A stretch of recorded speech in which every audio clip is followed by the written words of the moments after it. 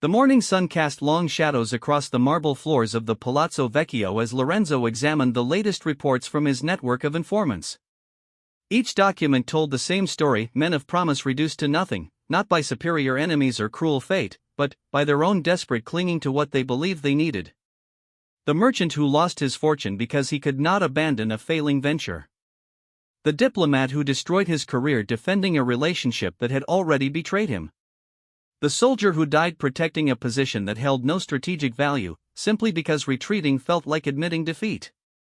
These were not stories of noble sacrifice, but of attachment masquerading as principle.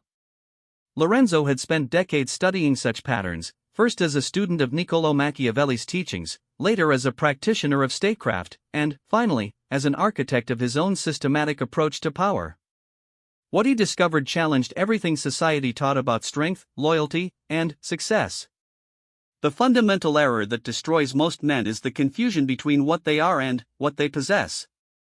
They identify so completely with their positions, relationships, possessions, and even their opinions that any threat to these external elements becomes a threat to their very existence. This identification creates a prison of vulnerability, where every change in circumstance has the power to devastate them completely. Consider the merchant Antonio, whose story Lorenzo had documented extensively. Antonio built his identity around being successful, not around the skills that made success possible, but around the external markers of that success. His elaborate villa, his position in the merchant guild, his reputation for closing impossible deals.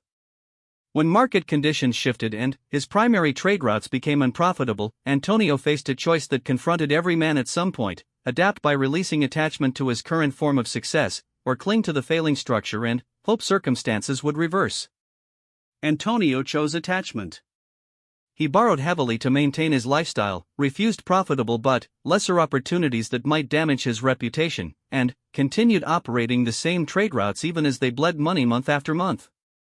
His attachment to being seen as successful prevented him from taking the actions that would have actually preserved his success. Within 2 years, he lost everything, not to superior competition or unavoidable catastrophe, but to his own inability to release his grip on a particular version of himself. The pattern repeats endlessly across every domain of human activity.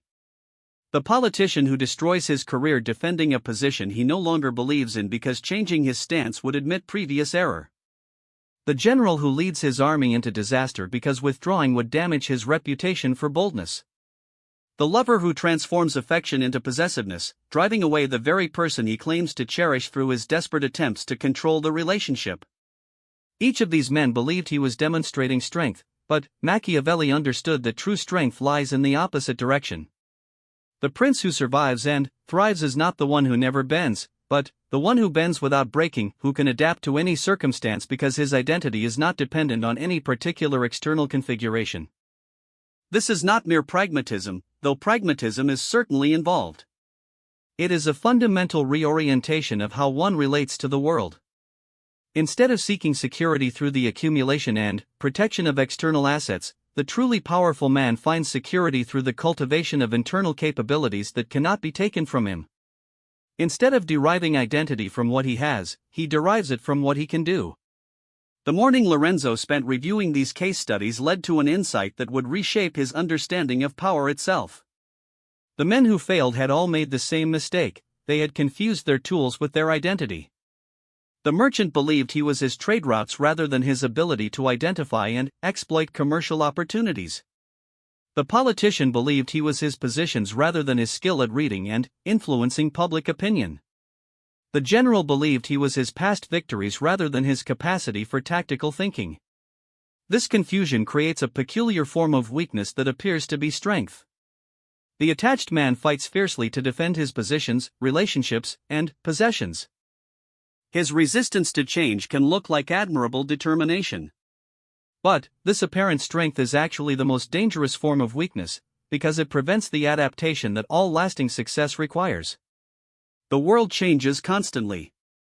Markets shift, political winds reverse, allies become enemies, and enemies become allies. Technologies emerge that make old skills obsolete. Social structures evolve in ways that benefit different types of people.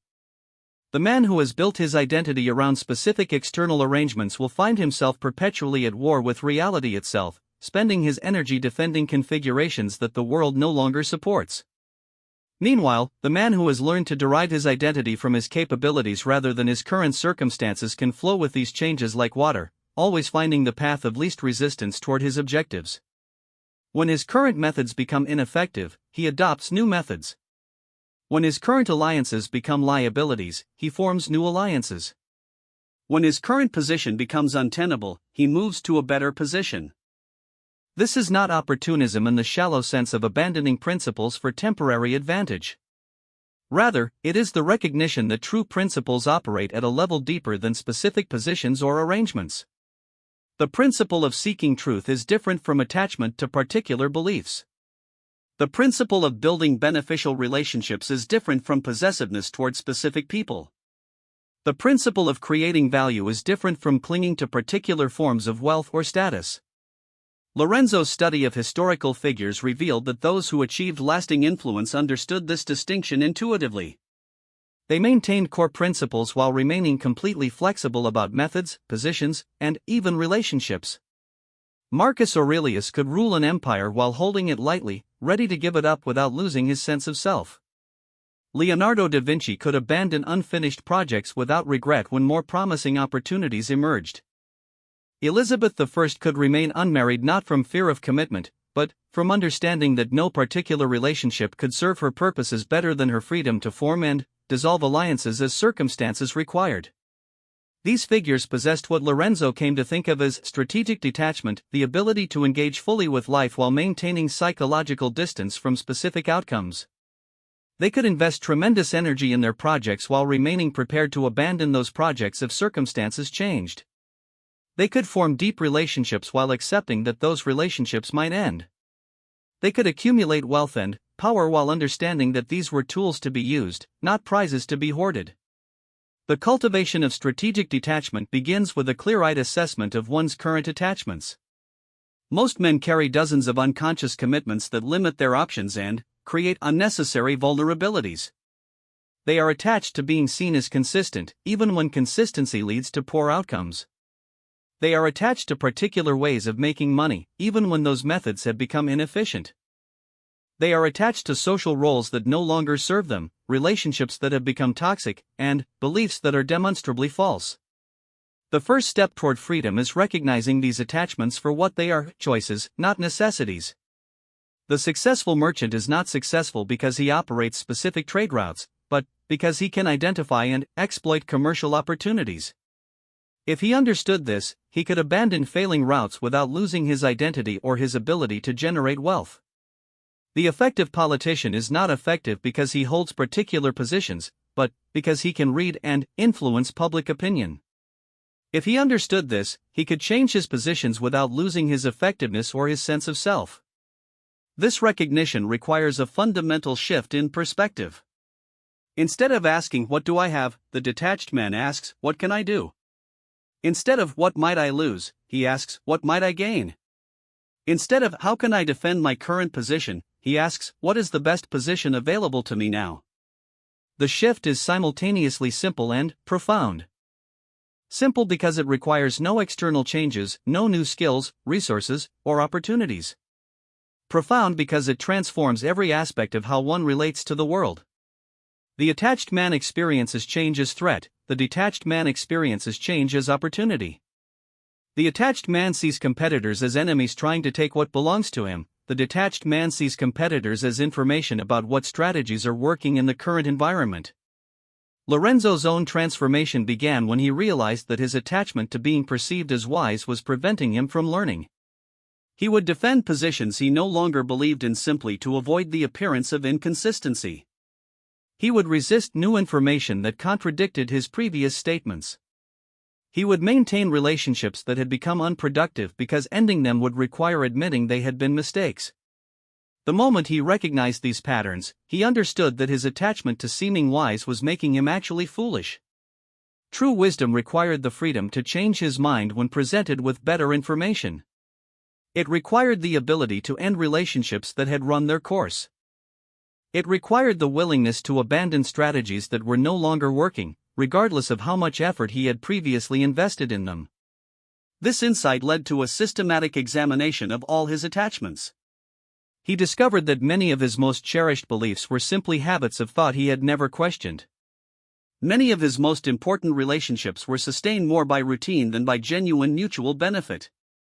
Many of his most significant commitments were based on circumstances that had changed years ago. The process of releasing these attachments was neither quick nor comfortable. Each one had become integrated into his sense of self, and letting go felt like a small death. But, with each release, he experienced a corresponding expansion of possibility. Energy that had been locked up in defending fixed positions became available for exploration and adaptation. Mental resources that had been devoted to maintaining consistency became available for creative problem solving. The transformation was not merely psychological but practical. Free from the need to defend his previous positions, Lorenzo could adopt whatever stance best served his current objectives. Free from attachment to particular relationships, he could form alliances based on actual mutual benefit rather than sentiment or habit. Free from commitment to specific methods, he could experiment with new approaches without the fear of admitting previous error. This flexibility proved to be a tremendous advantage in all areas of life. In business negotiations, he could walk away from deals that didn't serve his interests, which paradoxically made other parties more willing to offer favorable terms. In social situations, he could express genuine opinions without fear of contradicting his previous statements, which made his conversation more interesting and his judgment more trustworthy. In strategic planning, he could adapt quickly to changing circumstances instead of trying to force reality to conform to his original plans. The most surprising discovery was that releasing attachment actually increased his effectiveness in achieving his goals. When he stopped clinging to specific outcomes, he became better at recognizing and capitalizing on unexpected opportunities. When he stopped defending fixed positions, he became more persuasive because he could genuinely consider other perspectives. When he stopped trying to control external circumstances, he gained more actual influence because he could work with the forces already in motion rather than against them. This paradox, that letting go leads to greater control, is central to understanding the Machiavellian approach to power. The prince who must have power at any cost will make desperate decisions that ultimately undermine his position. The prince who can accept the loss of power can make calculated risks that often preserve or increase it. The lover who cannot bear to lose his beloved will behave in possessive ways that drive the beloved away. The lover who accepts that relationships can end naturally will behave in ways that make relationships more likely to flourish. The attached man lives in a state of constant defensive readiness, always protecting what he already has. This defensive posture prevents him from recognizing new opportunities and makes him predictable to opponents who wish to exploit his known vulnerabilities. The detached man lives in a state of open possibility, always ready to move toward better options. This adaptive posture makes him both more effective and less vulnerable to attack. Lorenzo's research into historical examples confirmed this pattern repeatedly. The most successful leaders, artists, entrepreneurs, and lovers were not those who held most tightly to their existing advantages, but those who were most willing to abandon current advantages for better ones. They understood that in a world of constant change, the greatest security comes not from building stronger defenses around fixed positions, but from developing the ability to thrive in any position. This understanding forms the foundation for a completely different approach to living, one based on capability rather than accumulation, adaptation rather than defense, and internal strength rather than external validation. It is an approach that requires initial courage but ultimately provides much greater security than the conventional path of attachment and control. The man who has learned to derive his identity from what he can do rather than what he is becomes truly invincible in the deepest sense. Others may take his possessions, damage his reputation, or destroy his relationships, but they cannot touch the source of his power because it resides within him. He carries his security with him wherever he goes, and no external circumstance can diminish it. This is the first secret of Machiavellian strength. True invincibility comes not from building stronger walls around what you have, but from reducing your dependence on having any particular thing. The man who needs nothing cannot be threatened with loss. The man who is attached to nothing cannot be manipulated through his attachments. The man who identifies with his capabilities rather than his circumstances cannot be diminished by changes in his circumstances. Part 2. The Mechanics of Liberation. The afternoon light filtered through the narrow windows of Lorenzo's study as he prepared to document the most crucial phase of his transformation. Understanding the theoretical basis of detachment was one thing, actually implementing it in the complex web of daily life was another matter entirely. The gap between intellectual appreciation and practical mastery had claimed countless men who grasped the principle but failed in the execution. The process required more than philosophical insight, it demanded systematic methodology. Lorenzo had learned through both observation and painful experience that emotional attachments operate below the level of conscious decision-making. They are woven into the nervous system itself through years of conditioning, reinforced by social expectations, and defended by psychological mechanisms that evolved to protect what the mind perceives as necessary for survival. Simply deciding to become detached was like deciding to become enlightened, admirable in intention but naive in approach. The attachments that created vulnerability had been years in the making, they would not dissolve through mere intellectual understanding. What was required was a careful process of identification, analysis, and systematic release that worked with psychological reality rather than against it. Lorenzo's methodology emerged from studying not only classical texts but also the actual practices of men who had successfully transformed themselves. Marcus Aurelius had developed daily exercises for maintaining philosophical perspective. Miyamoto Musashi had created training disciplines that cultivated detachment from outcome while maintaining complete commitment to process. Benjamin Franklin had invented systematic approaches to character development that treated personal transformation as an engineering problem requiring specific methods and measurable results. The first phase of the process involved what Lorenzo called attachment mapping, a comprehensive audit of all the ways his identity had become entangled with external circumstances. This required brutal honesty about motivations that most men preferred to keep unconscious. It meant acknowledging that many actions he had attributed to principle were actually driven by attachment to image, comfort, or control. The mapping process began with financial attachments, which were often the most obvious but also the most defended. Lorenzo discovered that his relationship to money was far more complex than he had realized. Beyond the obvious desire for wealth, he was attached to particular ways of earning money that confirmed his self-image as intelligent and sophisticated. He was attached to certain lifestyle elements that signaled status but provided little actual value. He was attached to financial strategies that had worked in the past but were no longer optimal in current conditions. More subtly, he was attached to the idea of himself as someone who was above caring about money, an attachment that actually prevented him from dealing with financial matters as efficiently as possible. This meta-attachment created a blind spot where he would make economically irrational decisions to maintain his self-image as someone motivated by higher concerns. The attachment to being non-attached was still an attachment, and often a particularly limiting one. The social attachments proved even more complex. Lorenzo found that much of his social behavior was driven by attachment to being perceived in particular ways as intelligent, principled, reliable, or sophisticated. These attachments created a web of constraints that limited his freedom to respond authentically to situations. He would agree to commitments he didn't want to maintain his reputation for reliability. He would defend positions he no longer believed to maintain his reputation for consistency. He would avoid profitable opportunities that might damage his reputation for sophistication. The analysis revealed that many of his relationships were sustained not by genuine mutual benefit but by attachment to particular roles: the wise mentor, the loyal friend, the devoted partner. These role attachments created expectations that trapped both parties in patterns that no longer served either of them. Lorenzo was maintaining friendships that had outlived their purpose, continuing professional relationships that had become counterproductive, and preserving romantic connections that had transformed from sources of joy into sources of obligation. The intellectual attachments were perhaps the most insidious because they masqueraded as devotion to truth. Lorenzo discovered that he was attached to numerous beliefs and opinions that he had never seriously examined. Some were inherited from his education, others from his social environment, still others from books he had read years ago and never reconsidered. These intellectual attachments created a kind of cognitive rigidity that prevented him from updating his worldview based on new information.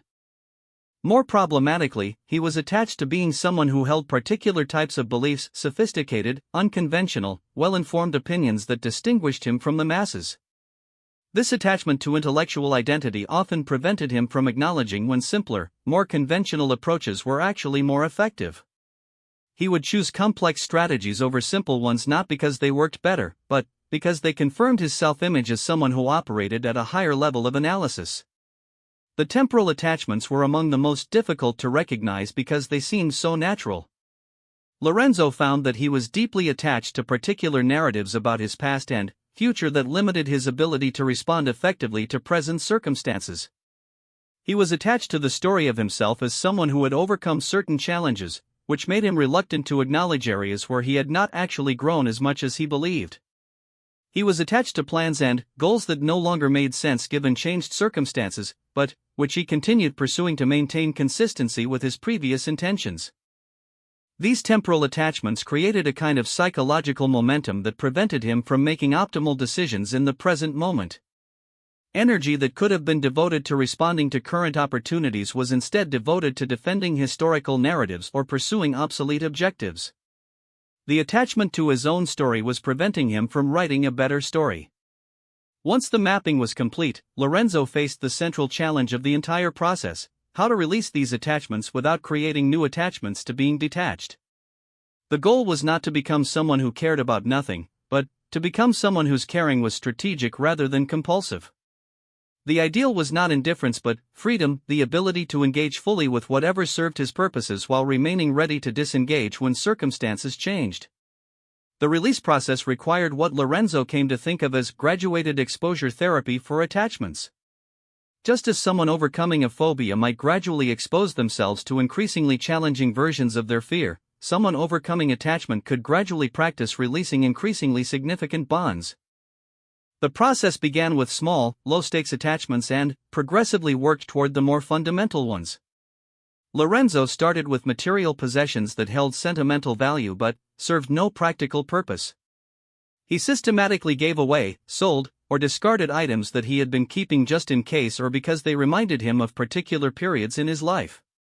The initial resistance was significant. His mind generated elaborate justifications for why each item was actually important, but the resistance diminished as he experienced the liberation that followed each release. The practice revealed an important principle: attachment was maintained through repeated acts of mental possession.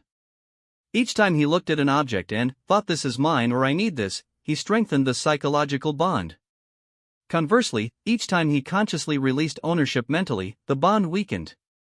The physical act of giving away the object simply confirmed and completed the mental release. The same principle applied to social attachments. Lorenzo began practicing what he called psychological detachment while maintaining practical engagement.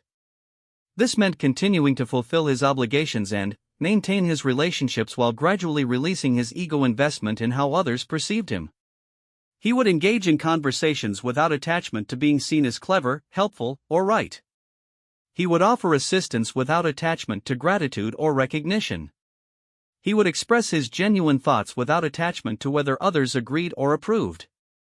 The practice was initially uncomfortable because it removed the secondary payoffs that had motivated much of his social behavior.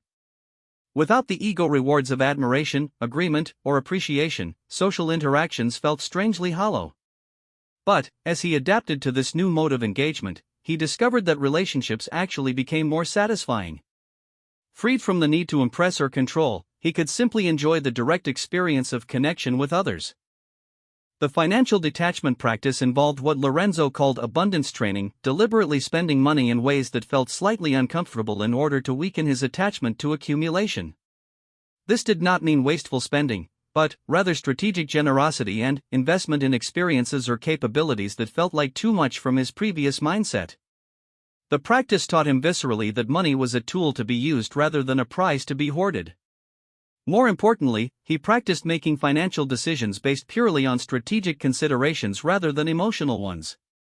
He sold investments that he was emotionally attached to because they had performed well in the past, even when current analysis suggested they would perform poorly in the future. He discontinued business activities that confirmed his identity as a particular type of entrepreneur, even when they remained marginally profitable if his time could be better invested elsewhere. The intellectual detachment practice involved what Lorenzo termed belief rotation, systematically questioning and, when necessary, abandoning beliefs that he had held for extended periods. He would select a belief that felt particularly certain and spend several weeks seriously exploring the strongest arguments against it.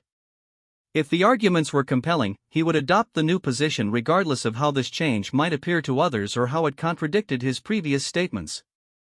This practice revealed how many of his beliefs were maintained more by habit and social pressure than by evidence or logic.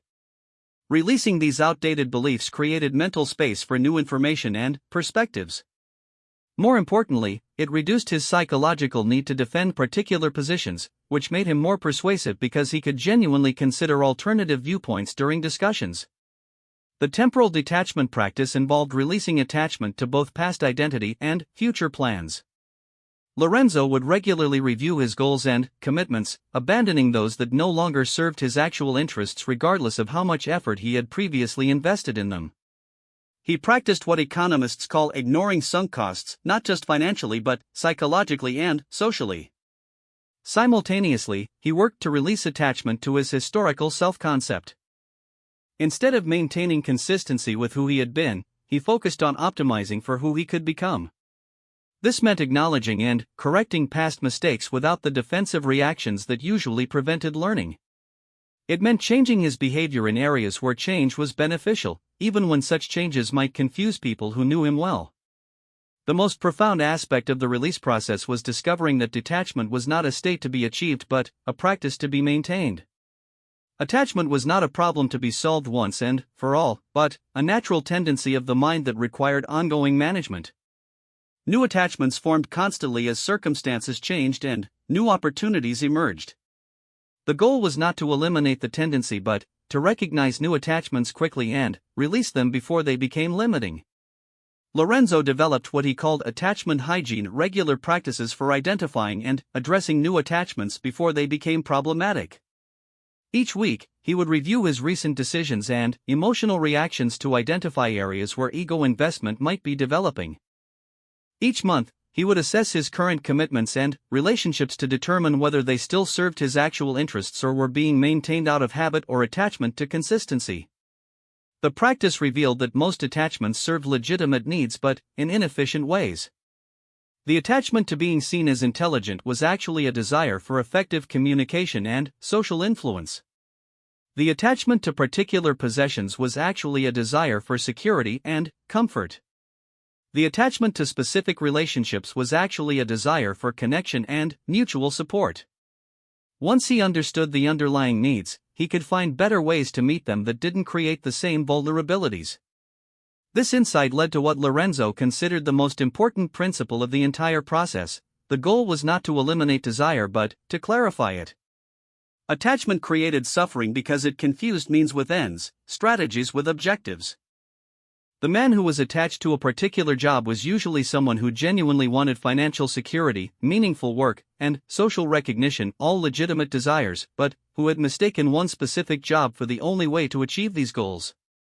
Detachment meant maintaining clear awareness of what he actually wanted while remaining flexible about how to achieve it. This clarity enabled much more effective decision-making because he could evaluate opportunities based on how well they served his real objectives rather than how well they fit his existing commitments or self-image. The practical results of this systematic approach exceeded Lorenzo's expectations.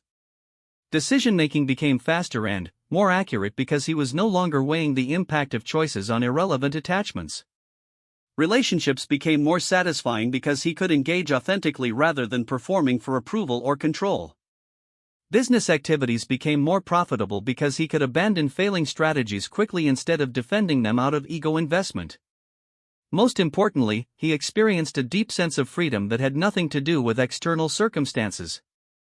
This was not the freedom of having more options, though that was often a side effect, but the freedom of needing fewer specific outcomes. The reduction in psychological dependency created a corresponding increase in practical capability. Energy that had been locked up in defending and maintaining attachments became available for creative problem-solving and opportunity recognition. The transformation was not without costs. Some relationships ended when he stopped playing roles that others expected of him. Some social groups excluded him when he stopped conforming to their expectations. Some opportunities were closed off when he refused to make commitments that would have required sacrificing his freedom. But these costs were far outweighed by the benefits of authentic engagement with life on his own terms. Lorenzo came to understand that the liberation process was itself a form of strength training. Each attachment released increased his capacity to handle larger challenges without becoming destabilized. Each practiced detachment expanded his range of possible responses to difficult situations. Each moment of choosing freedom over security built the psychological muscles that would serve him in increasingly demanding circumstances. The man who could release small attachments could eventually release large ones. The man who could change his mind about minor beliefs could eventually change his mind about fundamental assumptions. The man who could end relationships that no longer served him could eventually walk away from any situation that became truly detrimental, regardless of how much he had previously invested in it. This progressive development of detachment capacity created what Lorenzo recognized as genuine invincibility. Not the brittle invincibility of someone who had built stronger defenses around his vulnerabilities, but the flexible invincibility of someone who had eliminated the vulnerabilities themselves. The man who was attached to nothing could not be threatened with loss. The man who identified with his capabilities rather than his circumstances could not be diminished by changes in his circumstances. Part 3, The Invincible Man. The evening shadows lengthened across Lorenzo's private chambers as he reflected on the ultimate implications of his transformation. 3 years had passed since he began the systematic practice of detachment, and the changes extended far beyond what he had initially imagined possible. He had not simply modified his approach to specific problems, he had altered the fundamental structure of how he related to reality itself. The most striking change was in his relationship to power. Previously, he had sought power as a means of control, the ability to force circumstances to conform to his preferences. This approach had required constant vigilance to protect his position, elaborate strategies to prevent challenges to his authority, and tremendous energy expenditure to maintain the complex arrangements that supported his influence. The power he possessed was brittle, dependent on specific external configurations that could be disrupted by determined opponents or unexpected events. Now he understood that true power was not the ability to control circumstances but the ability to thrive under any circumstances. This shift in perspective had transformed not only his methods but his entire strategic framework. Instead of building elaborate defenses around vulnerable positions, he focused on developing capabilities that would serve him regardless of external conditions. Instead of trying to prevent change, he positioned himself to benefit from whatever changes occurred. The practical implications were profound. In business negotiations, Lorenzo no longer entered with desperate attachment to specific outcomes. This detachment paradoxically increased his negotiating power because other parties could sense that he was genuinely prepared to walk away from any deal that didn't serve his interests. The absence of desperation made him more attractive as a partner and more dangerous as an opponent. His negotiating style had evolved to reflect this internal shift.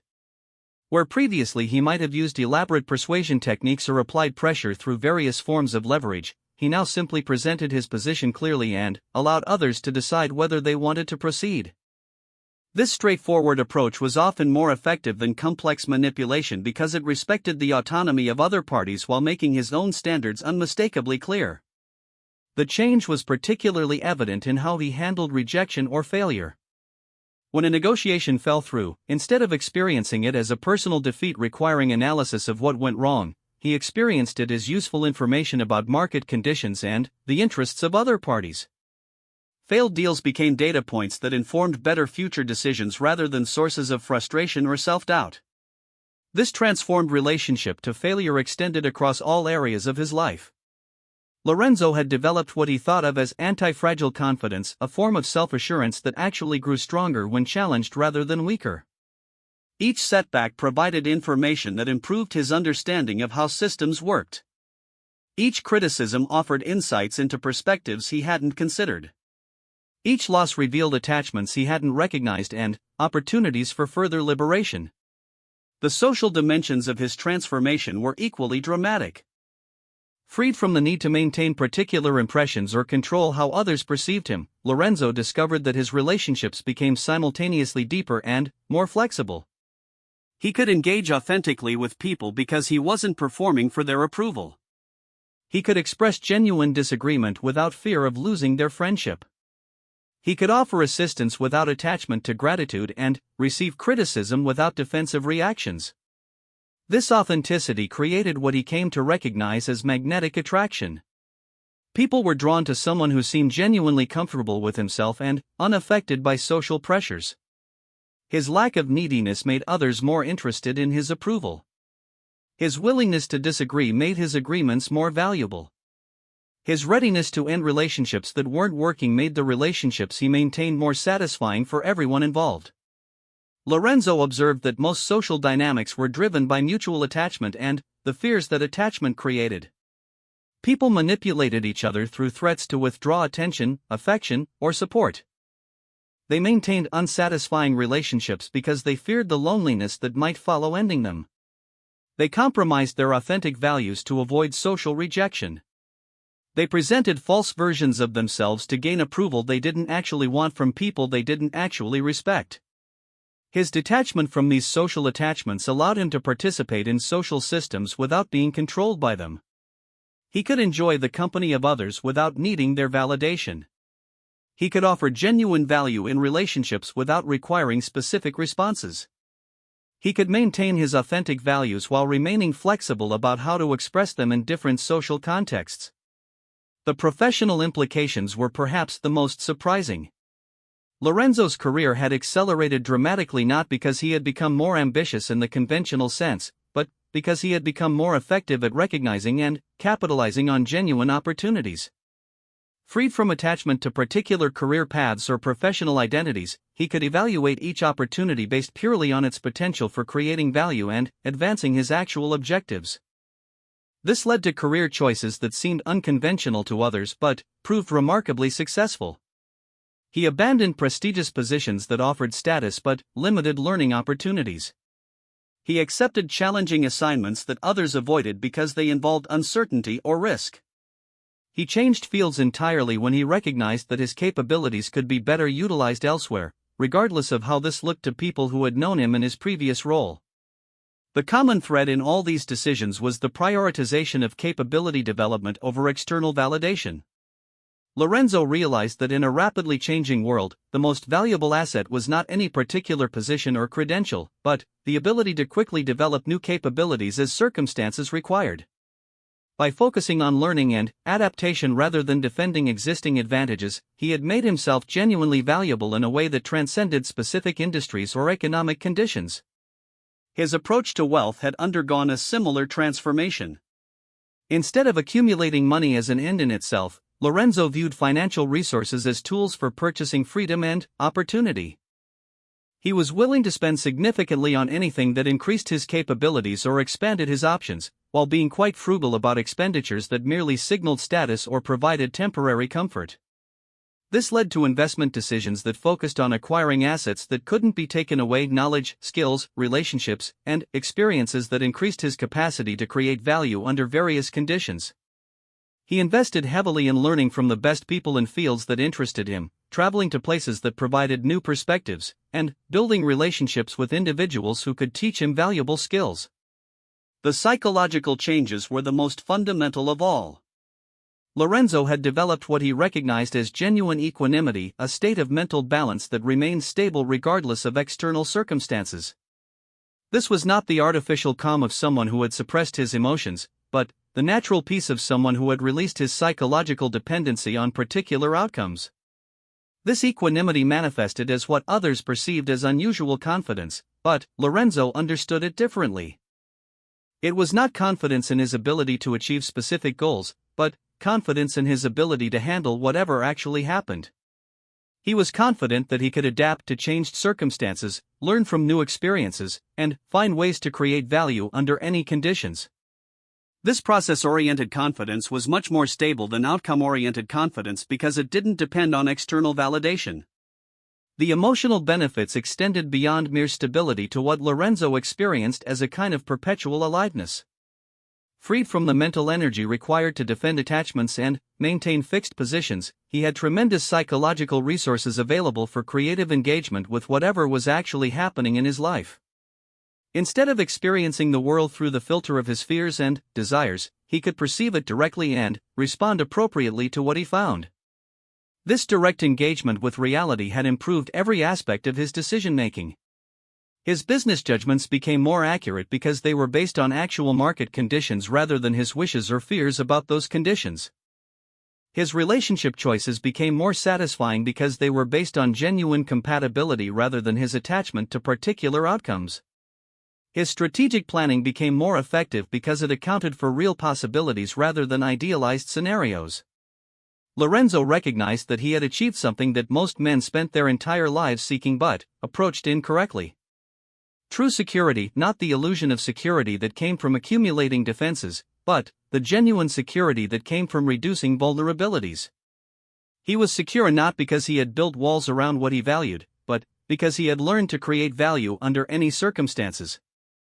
This security was portable and permanent. It couldn't be taken away by economic collapse, political upheaval, social ostracism, or personal betrayal because it resided in his capabilities rather than his circumstances. Others might destroy his current advantages, but they couldn't prevent him from developing new advantages. They might force him out of his current position, but they couldn't eliminate his ability to find or create better positions. The invincibility Lorenzo had achieved was not the crude invincibility of someone who could defeat all opponents, but the subtle invincibility of someone who couldn't be fundamentally harmed by any opponent. His enemies might inconvenience him or force him to change his plans, but they couldn't touch the source of his effectiveness. His critics might damage his reputation in particular circles, but they couldn't diminish his actual capabilities. His competitors might outperform him in specific contests, but they couldn't prevent him from learning from the competition and improving his performance in future contests.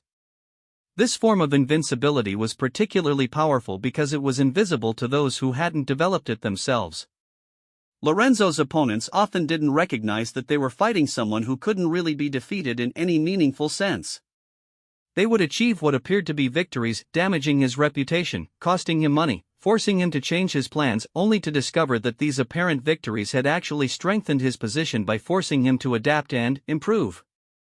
The most profound realization was that this invincibility wasn't a personal achievement but a natural consequence of aligning himself with how reality actually functioned. The world was constantly changing, and the organisms that thrived were those that adapted most effectively to change. By releasing his attachments to particular configurations and developing his capacity for adaptation, Lorenzo had aligned himself with the fundamental forces that shaped all successful systems. This alignment created what he experienced as a kind of effortless effectiveness. Instead of constantly fighting against the natural flow of events, he could work with that flow to achieve his objectives. Instead of trying to force reality to conform to his preferences, he could adjust his preferences to capitalize on the opportunities that reality actually offered. Instead of resisting change, he could use change as a source of energy for reaching better positions.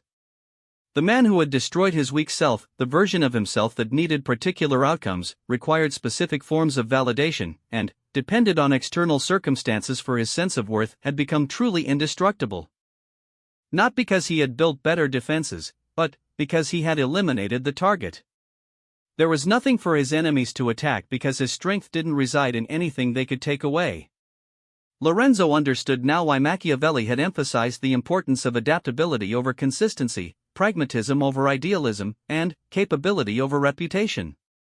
The prince who could change his approach as circumstances required would survive where the prince who maintained fixed positions would fall.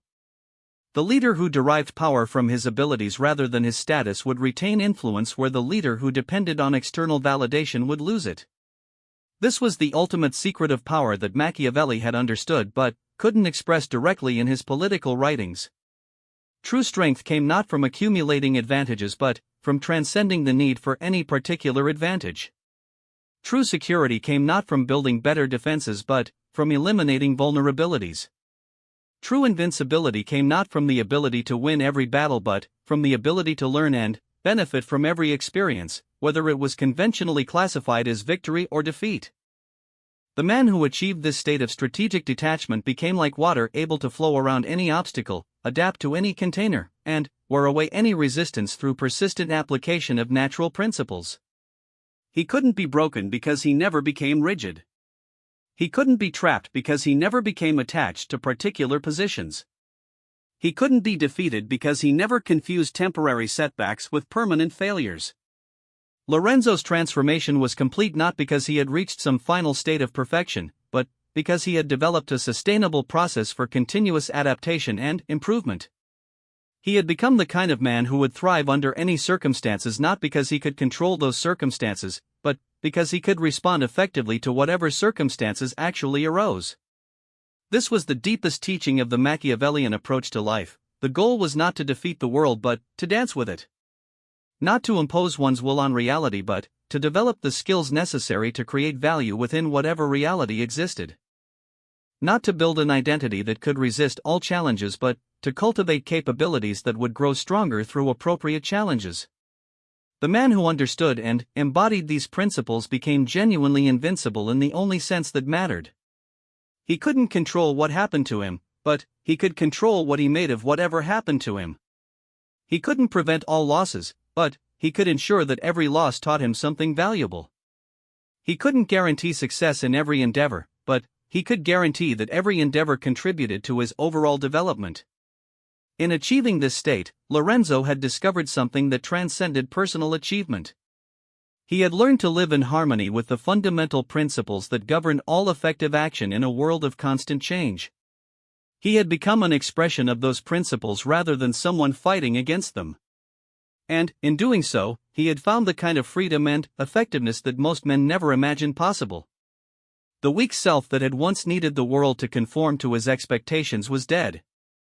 In its place stood a man who could engage fully with the world as it actually was, creating value through skillful adaptation rather than demanding value through entitled attachment. This man could never be destroyed by others because the source of his strength was not dependent on others. He had learned the ultimate lesson of power. True invincibility comes not from the ability to control external circumstances, but from the ability to thrive regardless of what those circumstances might be. The evening light had faded completely now, but Lorenzo felt no need to illuminate his chambers artificially. He sat comfortably in the darkness, completely at peace with whatever might come next, knowing that whatever it was, he would find a way to transform it into an opportunity for creating value and advancing toward whatever objectives would serve him best under the new conditions. He had become the kind of man who could never be destroyed by others because he had already destroyed everything in himself that was vulnerable to destruction. This was the completion of the Machiavellian path, not the creation of a man who could not be harmed, but the creation of a man who could transform any harm into strength, any setback into education, any loss into opportunity. The man who had learned these lessons had transcended the ordinary limitations of human existence and achieved a form of practical immortality that no external force could diminish.